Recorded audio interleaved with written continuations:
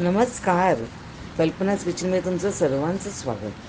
आज मी तुमच्याबरोबर मोड आलेले मूग याची करी शेअर करणार आहे. आमटी खाऊन आपल्याला कंटाळा आला आहे, तर जरा वेगळं करायसाठी म्हणून तुमच्याकडे शेअर करते. इथे मी 1 कप मूग घेऊन ते भिजवले होते, मोड आणले होते आणि एकदम छान मोड आले आहेत बघा.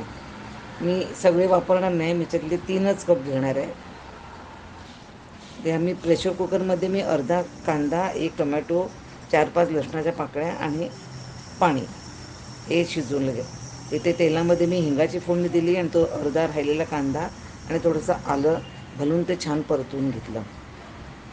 मग कुकर उघडला, ते छान शिजलेत मुगाचे मोड. आणखी आता मी ते आपले मसाले घातले, हळद, मिरची वगैरे, गरम मसाला आणि मीठ. आणि इथे वेगळं म्हणजे मी आता इथे दही फेसाळून घेतले. 1 अख्खं कप मी दह्याचं घातलं याच्यात आणि चव एकदमच बदलून जाते, खूप छान लागते. आणि ही बघता तुम्ही शेपूची भाजी होती, तर मी कोथिंबीरच्या ऐवजी शेपू घेतला. मी एकदम हेल्दी पण आहे आणि टेस्टी पण लागलं. त्याचं मी गार्निश केलं शेपूच्या भाजीचं आणि ते सिमवर थोडा वेळ ते शिजवून दिलं. करी वॉज लवली. तर नक्की ट्राय करा आणि मला कळवा. बाय.